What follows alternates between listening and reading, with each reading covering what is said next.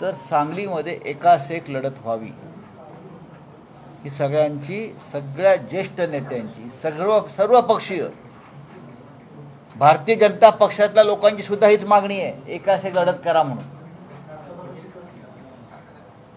म्हणजे सांगलीतली खतखत किती आहे विद्यमान खासदारांविरुद्ध हे मी पाहतोय गेल्या 2 दिवसापासून. आणि म्हणून मला चिंता वाटते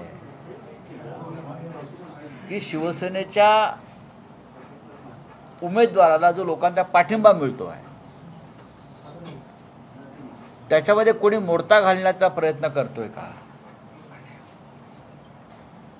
ते कोणी असतील, प्रत्यक्ष किंवा अप्रत्यक्ष, आय अंडरलाईन, प्रत्यक्ष किंवा अप्रत्यक्ष कोणी भारतीय जनता पक्षाला मदत करू इच्छिते आहे का याच्यामध्ये? तर ते होऊ नये, आणि ते होऊ नये म्हणून आम्ही सावध आहोत. जनतेतून नाराजी असं म्हणतात, मात्र संजय काकांच्यावर जे नाराज आहेत विविध पक्षातील नेते, त्या नेत्यांची मूठ बांधण्याचं कुठेतरी या दौऱ्यात दिसतंय. कारण अजितराव घोरपडे असतील, विलासराव जगताप असतील, किंवा तासगावमध्ये आर पाटलांचं बारजर असतील, अगदी आरपीआयच्या नेत्यांची सुद्धा तुम्ही भेटताय. संजय काकांच्या विरोधात किंवा त्यांच्याविषयी नाराज असलेल्या नेत्यांची मूठ बांधण्याचं काम सुरू आहे. असं म्हणता येणार नाही. मी माझ्या पक्षाचा म्हणजे महाविकास आघाडीच्या उमेदवाराचा मी प्रचाराला इथे आलेलो आहे.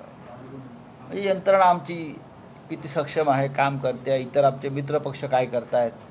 अर्थात आपण म्हणताय त्यानुसार भाजपच्या खासदारांविरुद्ध इथे प्रचंड नाराजी आहे. गेल्या 10 वर्षामध्ये या खासदारांनी नक्की काय केलं असे प्रश्न लोक विचारतायत. आणि सगळे या भागातले प्रमुख राजकीय पुढारी आहेत सर्व पक्षांचे, आणि त्यांनाही प्रश्न पडलेला आहे. पण त्यांच्यासमोर एकच प्रश्न, लढत एकास एक व्हावी, आणि मग चमत्कार सांगलीमध्ये काय होतोय ते पहा.